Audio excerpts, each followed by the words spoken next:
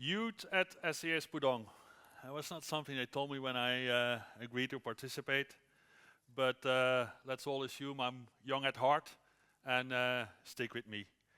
Good afternoon, everybody. I'm Jan. I'm responsible for procurement and sustainability at Budweisier APAC. Yes, it is a beer company.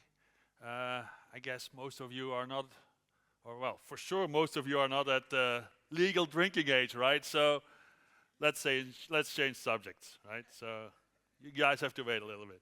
A few more years, by the way. Sustainability.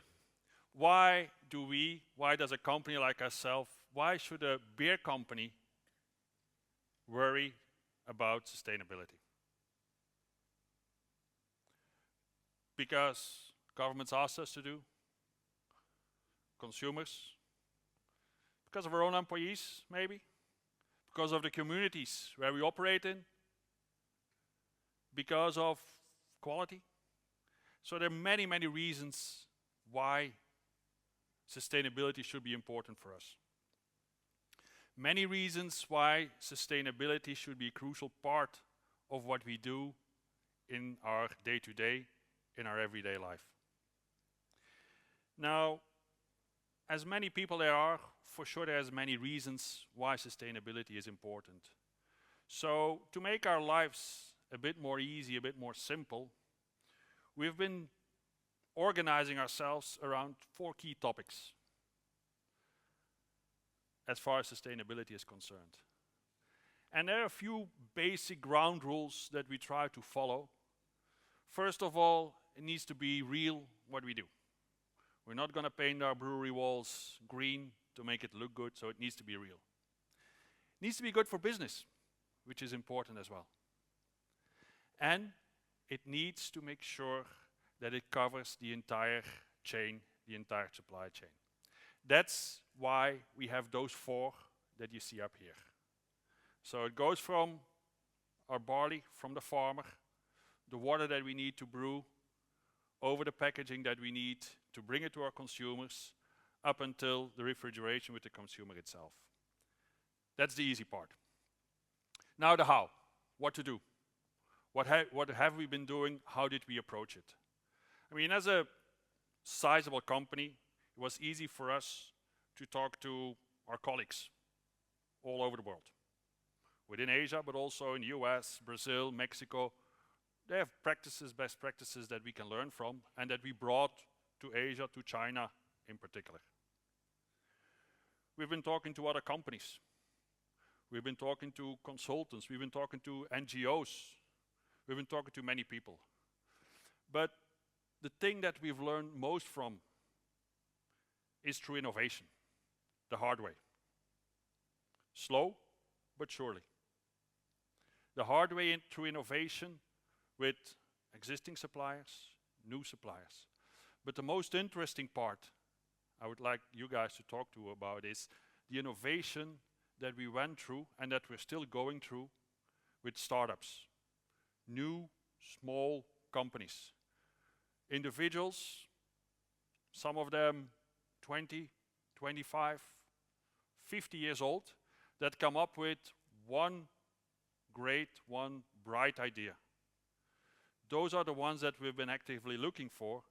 Those are the ones that we've been engaging with to help us get to where we want to be.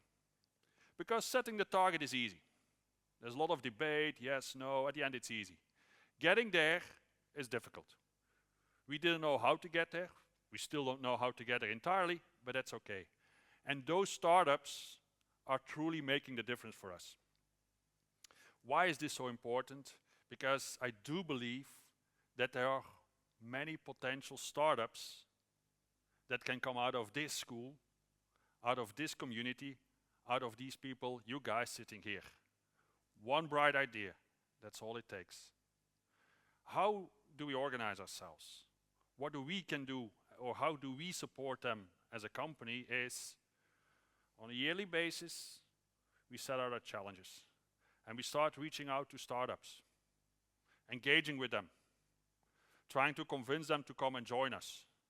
And then we pick top 10, top 12, whatever, and we give them 4 or 5 months. We put them in one of our breweries or one of our offices, and we give them the chance to really work on their idea, to bring the idea in practice during 5, 6 months, whatever they need.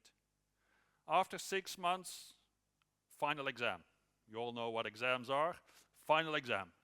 Their final exam is in December, not in June, like yours. So final exam in December.